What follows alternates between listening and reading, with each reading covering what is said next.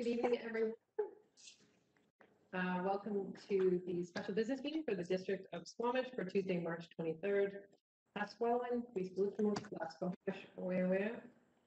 we are meeting tonight on the traditional unceded territory of the Squamish Nation. May I have a motion to adopt the amended agenda, which council, it now includes our motion for the LMLGA conference from this afternoon. Councilor French, you're moving the amended agenda. Seconded by Councilor Anderson. Thank you. Any opposed? Motion carries. Next up is Ministerial Order M192. This is a motion that we passed due to the state of emergency and the current public health orders about why we cannot host in-person attendance. And that the district is ensuring openness, transparency, accessibility, and accountability at this meeting by the following means. This meeting is being live streamed. A video of this meeting will be available on the district's website for viewing on an on-demand basis. And the meeting is open tonight for public participation in the public hearing via WebEx. Someone to move that motion? Moved by Councilor Ray, second by Councilor French. Any opposed? Motion carries. Council, we are meeting electronically, so just a reminder that if you disconnect or reconnect to the meeting, just to let me know so that can be recorded in the minutes. If you would like to be placed on the speakers list, just raise your hand if you're on video, or say chair if you're connected by audio only. With respect to a vote, council members are only required to state a nay vote. No statements required if you're in favor. I'll ask everyone tonight to remember to keep their telephone or computer on mute unless it is their turn to speak. Council members, if you're having technical difficulties, please text the corporate officer. We'll try and get those sorted out. And if we're having technical difficulties on this end, we'll recess for up to 10 minutes to get everyone connected. These have usually gone very smoothly with the technology we're using. So hopefully nothing, I know we're all looking for real wood to touch here, but yes, if everyone can just be patient, if we run into some technical difficulties, we will get them sorted out and move the meeting along. So we do have timed items this evening, public hearing for, can I open them? Are we doing, one at a time?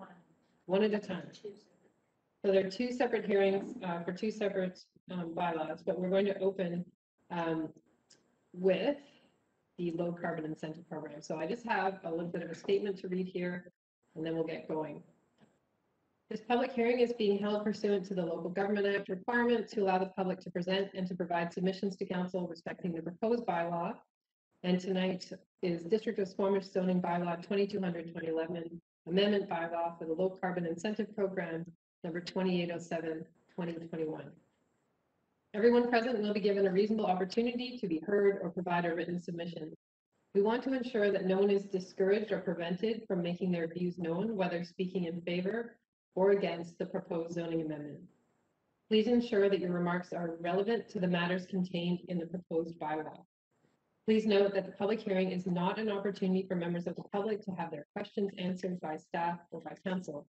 Any questions or points of clarification can be directed to staff by contacting the planning department. Please note that this public hearing is being recorded and web streamed live, and the recording will be posted to the district website.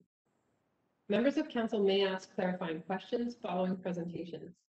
Council is here to listen and will not debate the merits of the proposed bylaw with the public or each other during the public hearing. Up to and as part of this hearing, the public has had the opportunity to make submissions to council. If any submissions were received, they are available for review and comment and have been included as part of staff's report. Any submissions received after the agenda was published have been added to the electronic agenda and to the electronic public hearing package available on the district website.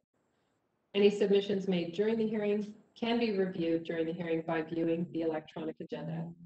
Submissions will be uploaded by staff as they are received. I will now ask the planning department to outline what the bylaw is proposing. Thank you, Mayor. I'm now going to share my screen.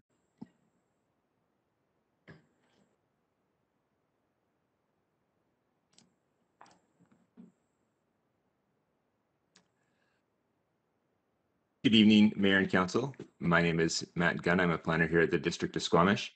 And tonight I am presenting two bylaws for public hearing. The first is bylaw 2807, the Low Carbon Incentive Program.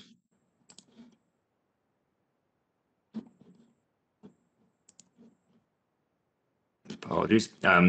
Following adoption of the new OCP in 2018, staff began working on a zoning bylaw update.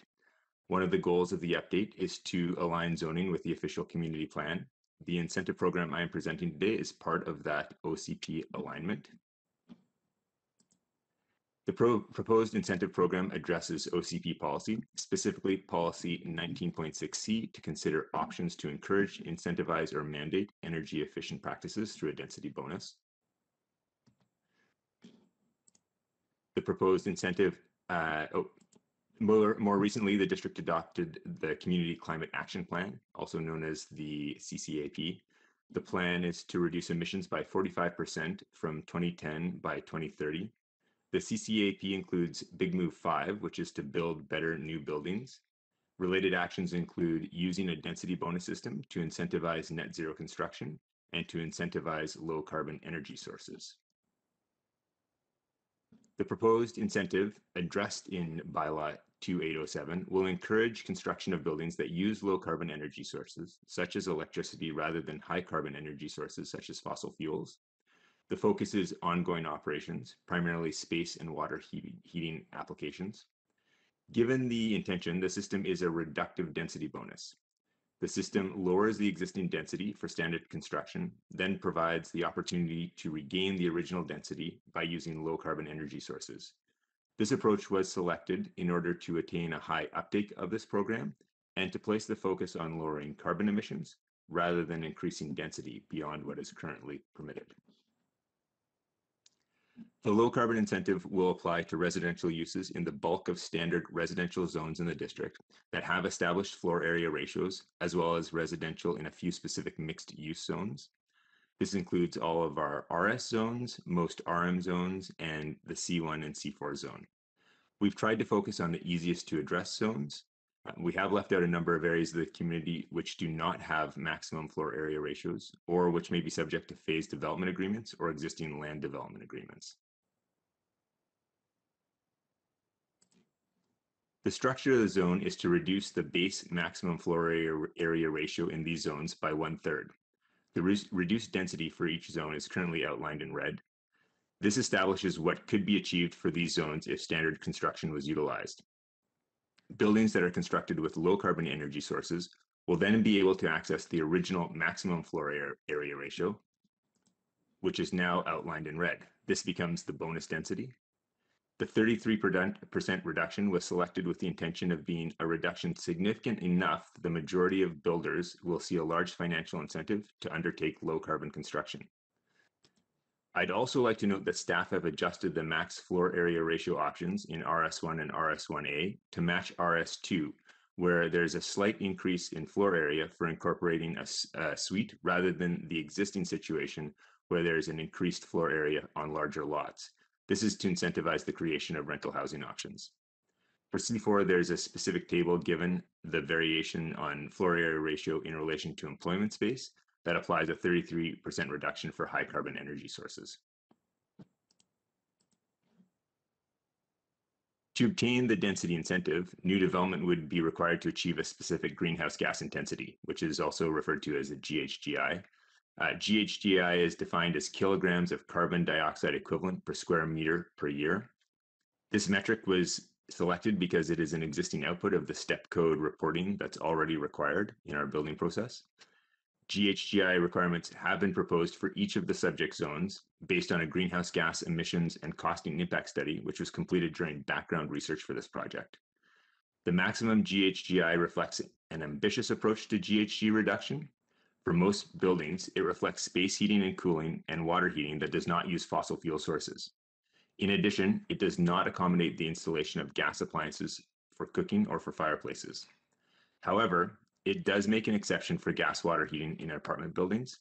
Stakeholders during the engagement process indicated that low carbon requirements for full density would be particularly punitive in apartment buildings.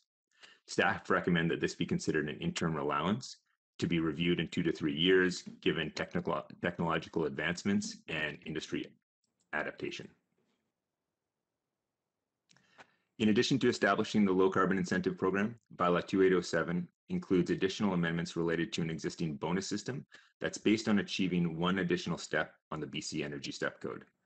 This bonus is not available at this point for some building forms due to new higher step code requirements in the district that came in as of the start of the year.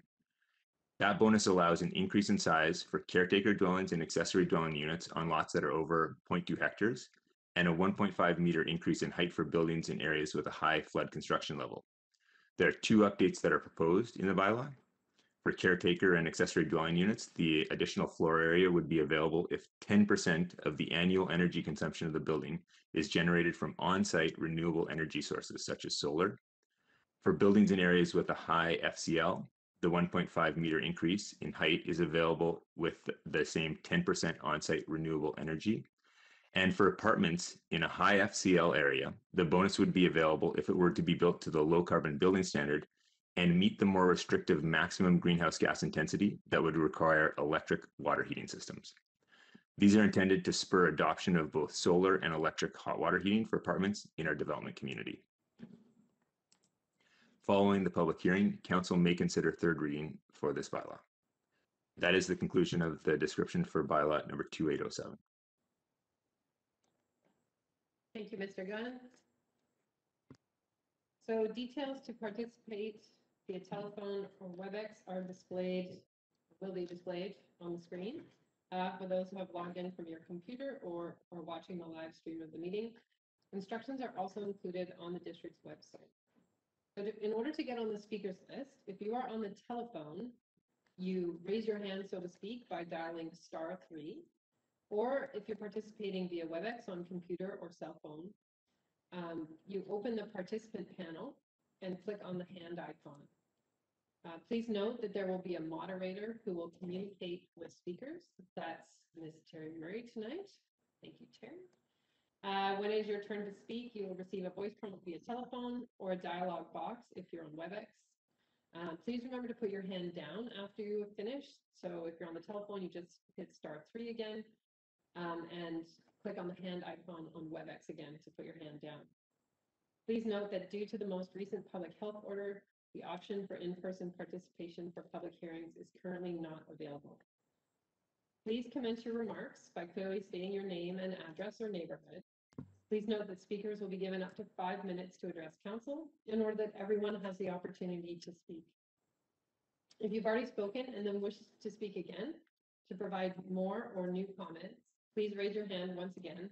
And once I've indicated that all the first round of speakers have finished, I will then return to those who want to speak again.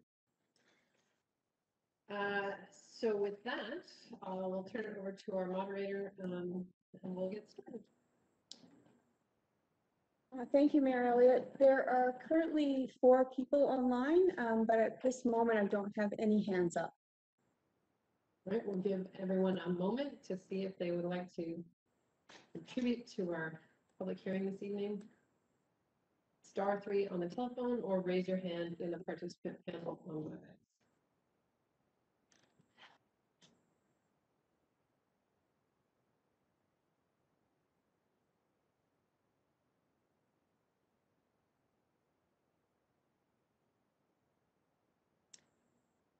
No hands, Mayor Elliott. No hands at this point. I will go to council then and just ask council if you have any clarifying questions that you would like addressed this evening.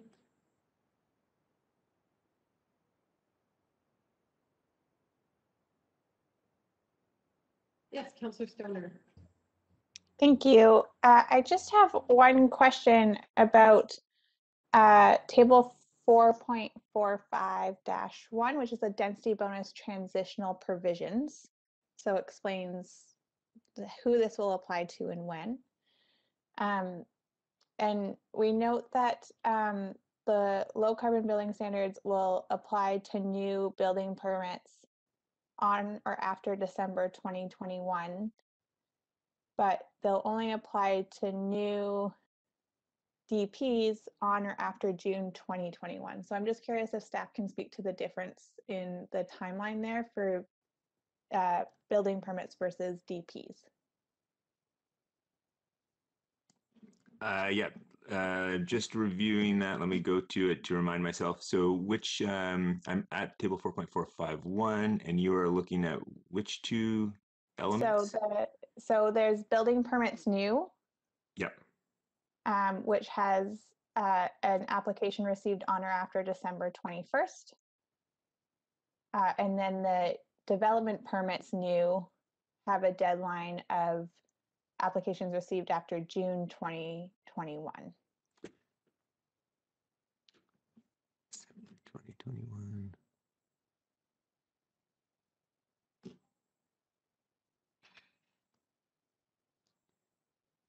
Sorry, and the second one you're referring to is DP new, which is that correct? Yeah, so yeah. all new development permit applications received after June 2021. And then BP building permits new says building permit applications received on or after December 2021.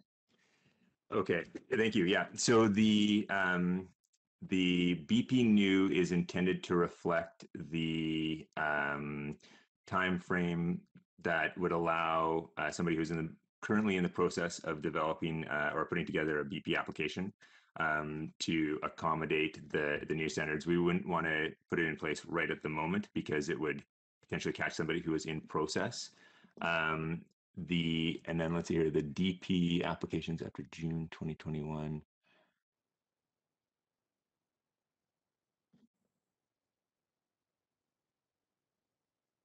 Yeah, I think the intention there with the development permit process of kicking it at June 2021 is intended to reflect that. I'm just trying to remember through. This was a fairly intricate piece to put together, and the intention there was that there was because they were putting in a development permit, they weren't actually at the building permit stage, and so there was time to make accommodation for the low carbon requirements in the process. I believe that was the intention of that one.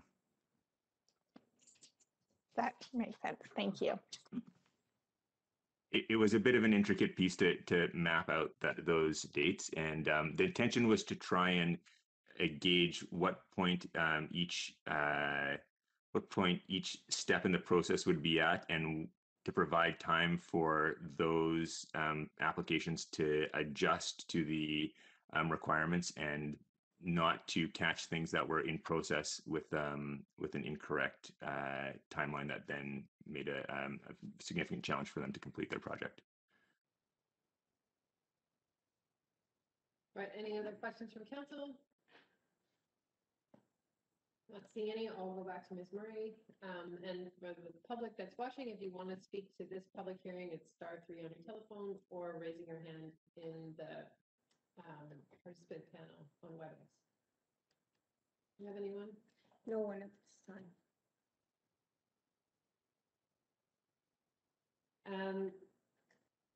If there are no further speakers, and I'm looking to council right now, I don't see your hand up. Then now that I've heard from everyone on this who wish to speak this evening, it's a requirement that I ask 3 times if there's anyone else who wishes to speak before we can close the public hearing. And again, this is just for bylaw number 2807, 2021. For the first time, is there anyone else who wants to speak or make a submission? For a second time, is there anyone else who wants to speak or make a submission? And for the third and final time, is there anyone else who wants to speak or make a submission this evening?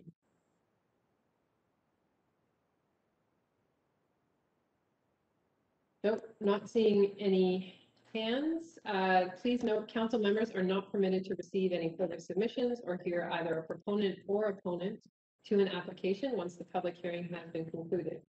So this means that we can't speak to you out in the community or receive emails or phone calls on any of the bylaws until a decision on the bylaw has been made. Any and all communication from this point must be channeled through to staff. If there are no further speakers, I declare the hearing closed. Thank you very much. All right, so we'll move on then to our next public hearing, and that is for District of Squamish zoning bylaw, amendment bylaw for the university definition and the Amblepath Strata Lot 1 use clarification number 2808, 2021. And apologies, but I have to read this all over again. So sip your tea, sit back, relax, and I'll get through this as quickly as I can. So this public hearing is being held pursuant to the Local Government Act requirements to allow the public to present and to provide submissions to council respecting the proposed bylaw. In this case, District of Squamish zoning bylaw 2200-2011 amendment bylaw number 2808, 2021. Everyone present will be given a reasonable opportunity to be heard or provide a written submission. We want to ensure that no one is discouraged or prevented from making their views known, whether speaking in favor or against the proposed zoning amendment. Please ensure that your remarks are relevant to the matters contained in the proposed bylaw. Please note that the public hearing is not an opportunity for members of the public to have their questions answered by staff or by council. Any questions or points of clarification can be directed to staff by contacting the planning department. Please note that this public hearing is being recorded and web streamed live, and the recording will be posted on the district's website. Members of council may ask clarifying questions following presentations. The council is really here to listen and will not debate the merits of the proposed bylaw with the public or with each other during the public hearing. Up to and as part of this hearing, the public has had the opportunity to make submissions to council. If any submissions were received, they are available for review and comments and have been included as part of staff's report. Any submissions received after the agenda was published have been added to the electronic agenda and to the electronic public hearing package available on the district website. Any submissions made during the hearing can be viewed during the hearing by viewing the electronic agenda. Submissions will be uploaded by staff as they are received. I'll now ask the planning department to outline what the bylaw is proposing. Back to you, Mr. Gunn. Thank you. I'm going to share my screen again here.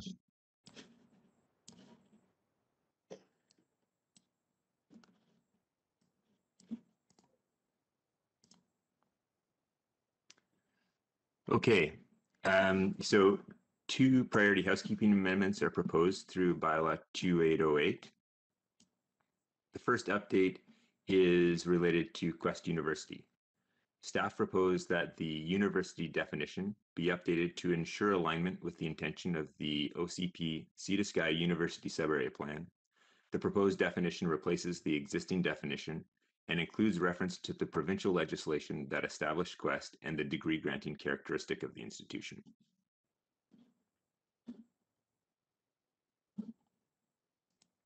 In response to the proposed bylaw, the owner of the campus property has submitted a letter which is included in the agenda package. It indicates that they are not supportive of the amendment and they ask that it be abandoned. In addition, a letter was received from Quest University. Quest staff offered a revised definition of the university to ensure compliance with the relevant BC Acts, the legislation, as they pertain to the granting of degrees, and to enable Quest to develop non-degree granting programs that meet the need of Squamish residents. Staff feel the request made by Quest is reasonable. The language in the proposed amendment can be improved in two ways. The reference to legislative authority can be clarified to better reflect the provincial legislation structure, which is focused on legislation rather than the provincial ministry administering the legislation. And the reference to a majority of programs being degree granted can be amended to a majority of students being in degree granting programs. This change is important because a university may only have one degree granting program, which could serve several hundred students. The addition of two new non-degree granting programs for only a few students could exclude the institution from the university definition as outlined in Bylaw 2808.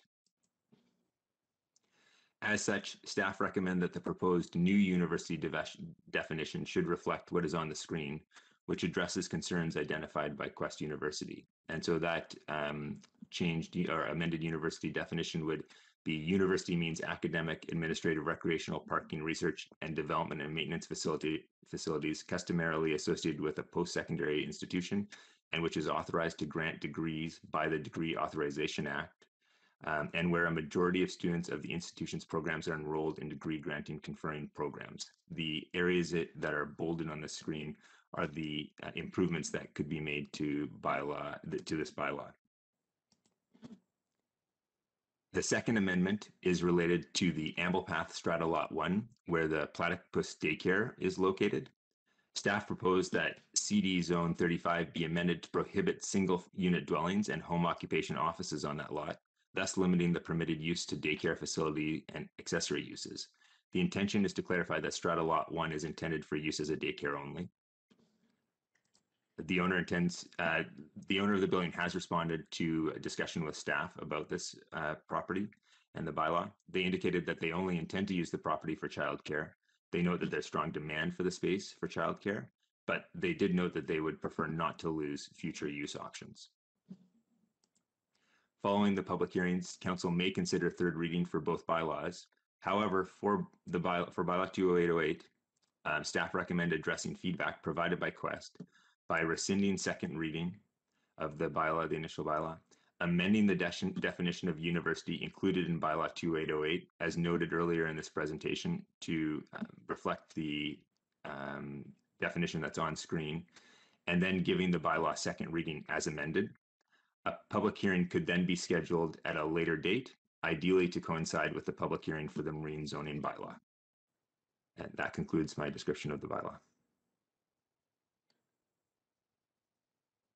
Thank you, Mr. Gunn. All right. Details to participate via telephone or WebEx will be displayed on the screen shortly for those who have logged in from your computer or watching the live stream of the meeting. Instructions are also included on the district website.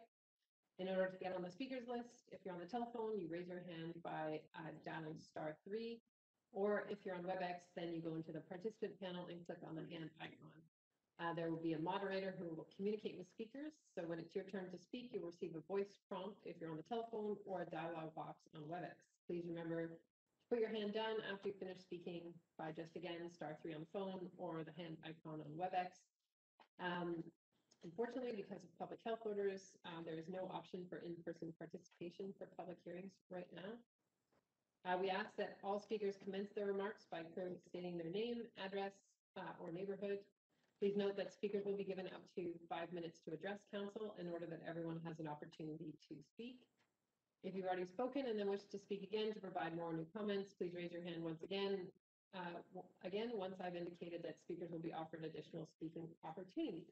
So with that, I will go to our moderator. Thank you, Mary Elliott. There's no hands up at the moment.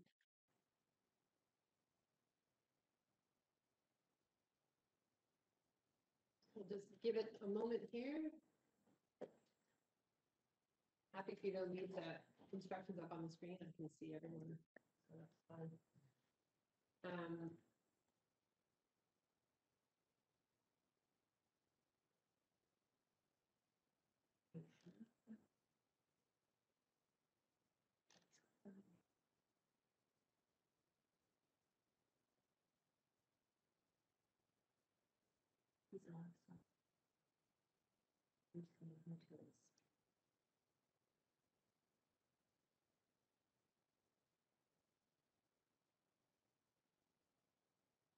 I have a hand up, Mary Elliott.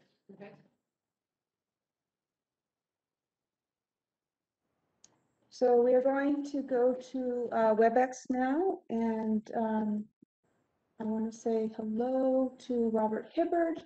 Mr. Hibbard, you're our next speaker. Please state your name and address for the record, and you have up to 5 minutes to address council. Please go ahead. Good evening, Mary Elliott and council members.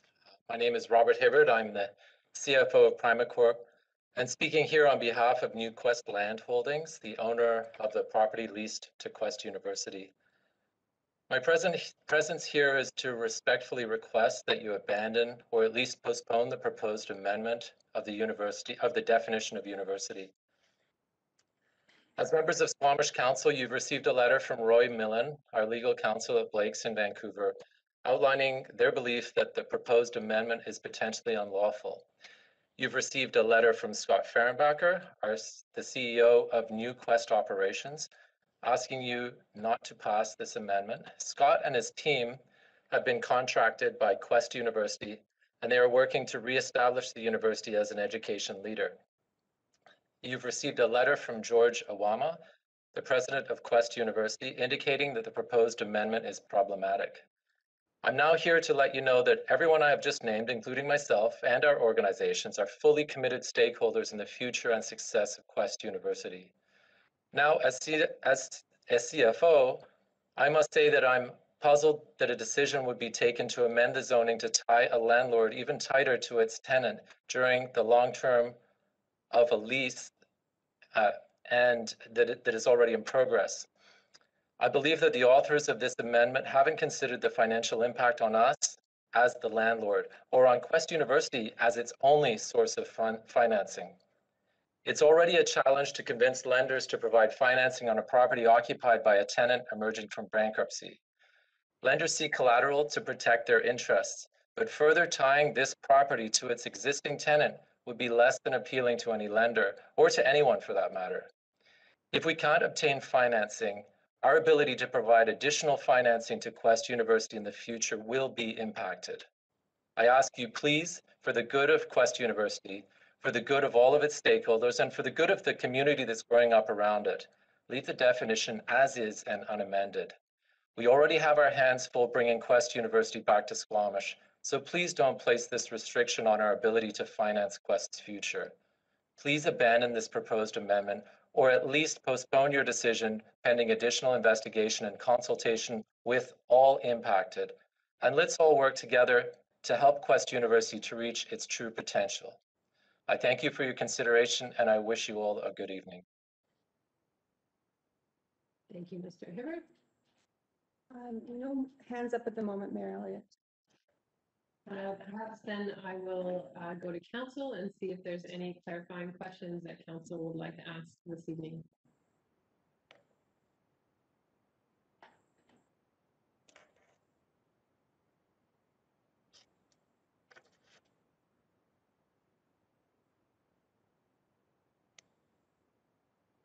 Mr. Gunn, I noticed in the proposed definition change that the reference to the Degree Quality Assurance Board has also been removed, not just the ministry. And is that related to referring to acts rather than ministerial departments?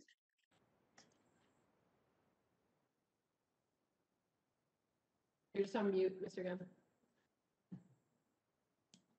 Apologies. Yes, the definition that is proposed is intended to align with the structure that degree granting authorization is provided to the university and reflects the fact that it comes from the legislation as opposed to the administering organization.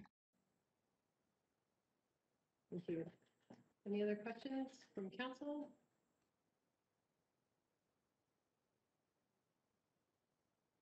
Sorry, I think I saw a hand there. Yes, Councillor Stoner. Just a process question. If we were to rescind second reading for bylaw 2808, that would cover both the university definition as well as the Amblepath strata clarifications. That's all in one bylaw, correct? Yes, that's true. These two items were bundled into one bylaw, and so it is not possible to move one item forward without the other in its current state.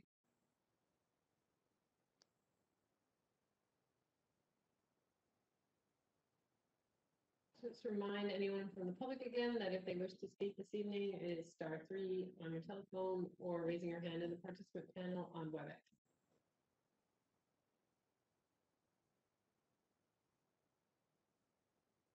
No hands, Mayor Elliott. Councillor Herford, I'll go to you.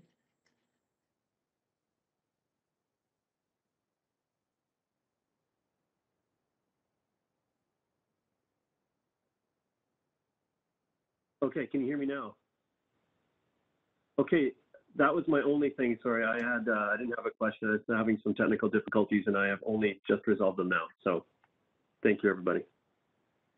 So you could hear us, you just weren't able to speak to us, is that right? Okay. Great. Were there any other hands? No other hands. Oh,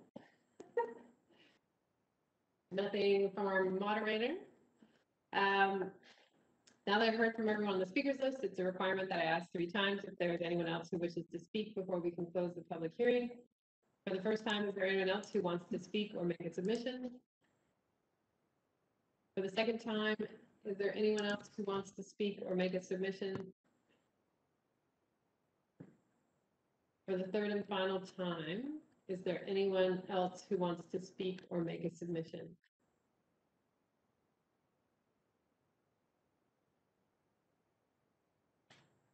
Seeing no further speakers, please note that council members are not permitted to receive any further submissions or hear either from a proponent or opponent to the application once the public hearing has been concluded. So this means that we can't speak to you out in the community or receive emails or phone calls on any of these bylaws until decisions on the bylaws have been made. Any and all communication from this point forward must be channeled to staff. If there are no further speakers, I declare the hearing closed. Thank you very much for your submissions.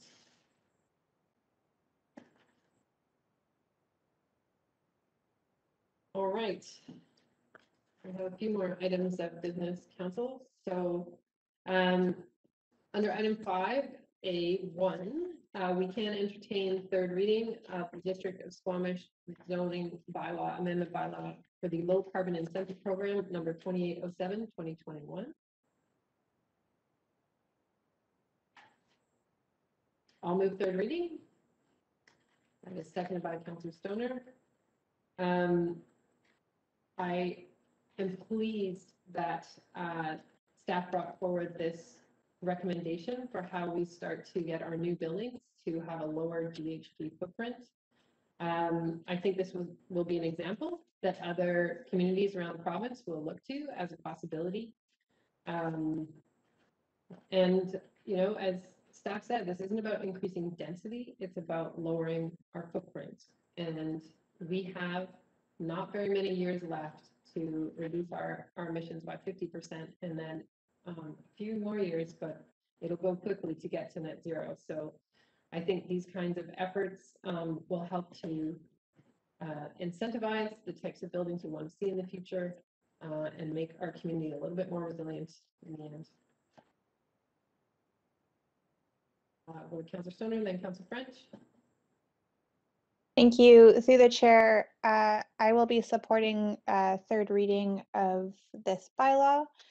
I think it is an important step and it's a step in the right direction. I heard and read in many of the comments that this is not actually an incentive, but I do think it is. I think that the reductive density bonus structure makes sense to achieve the goals that we've set out in this policy direction, which is to achieve lower greenhouse gas emissions and not to increase the density, and as well as to ensure that we have a high uptake. So I think with those things in mind, I do think that this is the right approach. Based on some of the background detail that was included, that some of the consultants did for this work, we can see a reduction in greenhouse, or expect a reduction in greenhouse gas intensities of up to 10 times for some of the townhouses, and up to 7 times for some of the low-rise apartments. And they did do some initial cost modeling on this, and it comes out at about, give or take, the same amount cost-wise for single-family homes and row houses, and there will be a bit of an increase on the low-rise apartments, which can hopefully decrease over time. So I am supportive of this direction.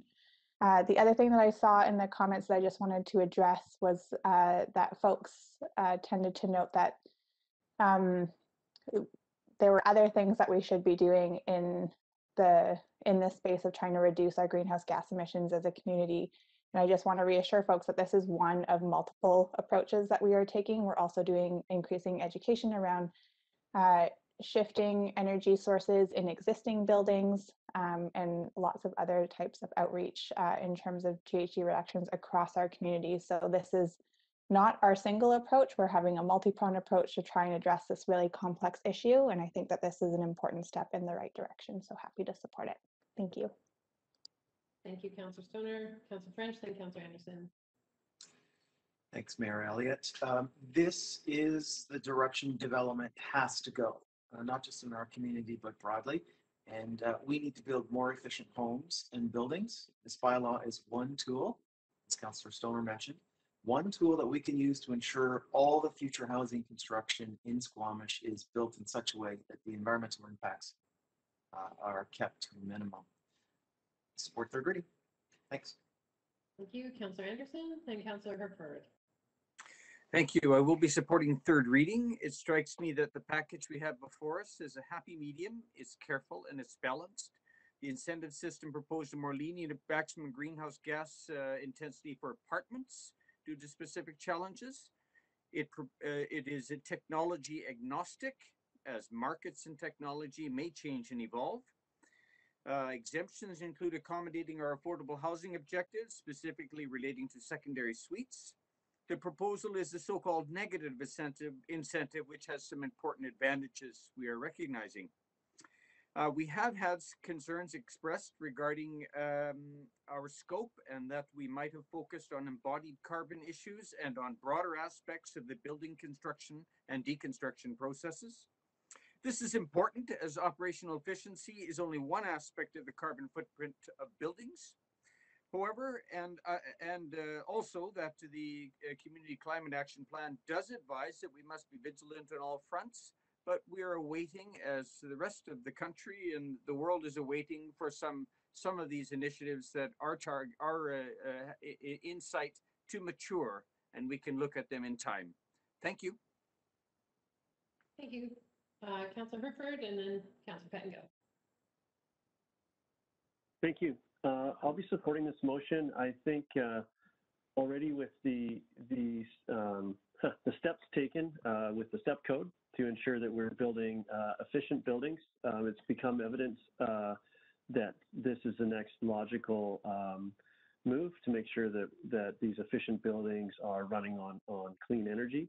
And I think this is a very important as we move into, as what we approve now is what a lot of is going to make up a high percentage of what exists at a time where we have pledged to have substantial reductions, if not elimination, of GHGs into the future. So this is a very important part of building our green, sustainable future, and I'm happy to support it. Thank you for the hard work of everyone that's gotten us to this point. Thank you, Councillor Pettengill.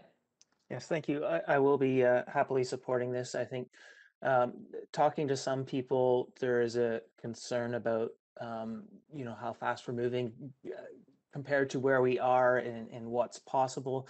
I tend to look at this from the perspective of where we need to get to, what the end goal is and how much time we have to get there. And, unfortunately, and I alluded to this earlier today, the planet and the reality of physics and so on doesn't much care where we are. We have to hit that end goal, and so I do worry sometimes that we're or oftentimes maybe that we're not going far enough fast enough, but I do think this is a really significant step, one of many we are taking, and one of many more I hope we will take soon, because I think we need to pardon me, but I think this is a step that our community can feel very proud of. And it's if there is any community that can do it, I mean, I think Squamish is well suited to take on this kind of challenge. And so I'm very happy to see this come forward.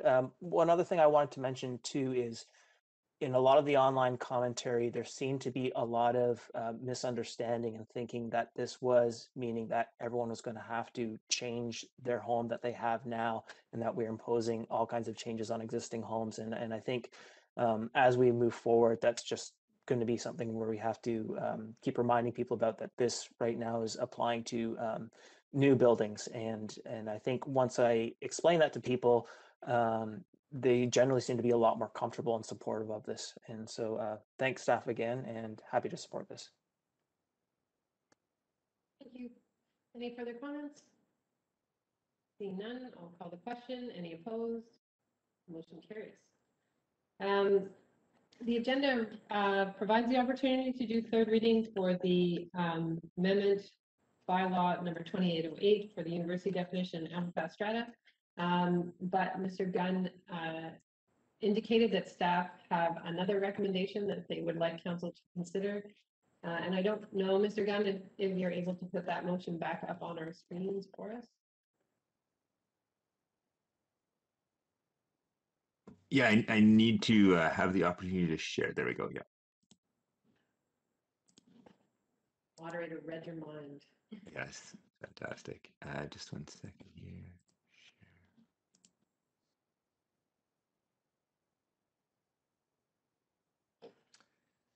All right, so staff's recommendation after the feedback received is that second reading be rescinded and that this new definition be considered as part of a new second reading and that we would schedule a public hearing at a future date to align with our marine zoning amendments. So, council, it's at your discretion. Councilor Stoner, you're moving the staff recommendation that's on the screen now. Councilor French, you are seconding that. Thank you. Would you like to comment on your resolution, Councilor Stoner?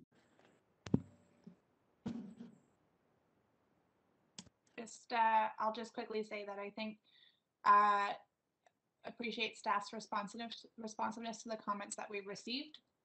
And I think that this just gives us a little bit more time to do the due diligence needed on that revised definition. So happy to put that back to second reading and bring it forward for another public hearing.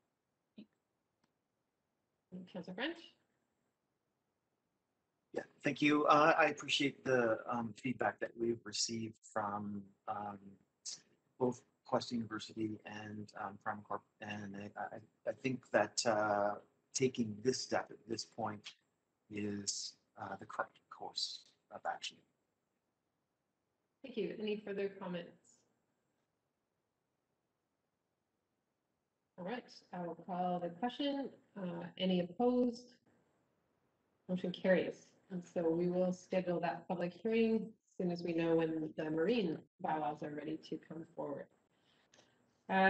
Council, because we were having a special meeting tonight, we've put a few items for adoption on the agenda. So this is item 5B1. This is the District of Squamish Fees and Charges Bylaw number 2012-2007 Amendment Bylaw number 2766-2021. Moved by Councilor Stoner, seconded by Councilor Pettengill. Any comments? Call the question. Any opposed? Motion carries. And then item 5B2 is our District of Squamish Subdivision and Development Control Bylaw, Amendment Bylaw number 2821, 2021 be adopted. This is about the street lighting amendments in the Subdivision and Control Bylaw. Moved by Councilor Riggs, seconded by Councilor Stoner. Any comments? Seeing none, I'll call the question. Any opposed? Motion carries. We did have committee of the whole this afternoon. Council is recommending one resolution to put forward to the Lower Mainland Local Government Association for consideration in the virtual conference in May. That resolution is about childcare funding for the New Spaces Fund. So is there someone that wants to move that? Moved by Councilor French, seconded by Councilor Pettengill. Councilor French, you want to speak to that? Yeah, I'm very happy that we are putting this forward, and it's an extremely important step that we're taking. We've been hearing loud and clear from parents-to-be and young parents in our community, people who are living very challenging times in getting their young children and yet to be born children into daycare spaces. So we need to do everything we can to create new spaces in our community. And I see this as one key step, one of the things that we can do to create more spaces. Thanks. Thanks, Councilor French. Any other comments? Seeing none, I'll call the question. Any opposed? Motion carries. Councilor Race. Thank you. And I was chairing the meeting this afternoon, and I realized later that I hadn't prompted a discussion regarding nominations, which was also contained in this agenda item. And I don't know if that affects anybody, or if there's anything we as a council have to do to perfect a nomination. So if there is, maybe this might be the last chance to do it. But I wasn't sure if there was anybody that had a concern about that. No. Councilor Stoner, you're on the board. Well, so am I, but I'll let you speak to this. We don't need a council resolution for any nominations. Anybody who wants to put their name forward just needs to have, I believe it's 2 individuals, sign their nomination papers. So I don't think we need a council resolution. I am currently on the board and I will not be seeking re-election. So if there's anybody else from our council or from the area who would like to put their names forward, they are looking for, I think there's 2 vacant seats for members at large or directors at large. So something to put on council's radar if somebody wants additional role with a fantastic group of people who do really great work in representing the local governments in the Lower Mainland area. Way to sell it, Councilor Stoner. All right. With that, we're on item 7, which is termination. Oh, Councilor French. Sure. Just on the heels of what Councillor Stoner had to say there, I would like to thank Councillor Stoner for her work and her efforts on board. And I'm sad to hear that you won't be seeking re-election. I understand the circumstances that have led to that. And so I just acknowledge the good work that you have done in that role. Thank you. Thank you. Termination. Moved by Councilor Herford, seconded by Councilor Stoner. Any opposed? Motion carries. Thank you, Council. Thank you to the public who participated this evening. Thank you to staff who kept it all together for us. Appreciate it very much. Good night. Thanks, everybody. Have a good night.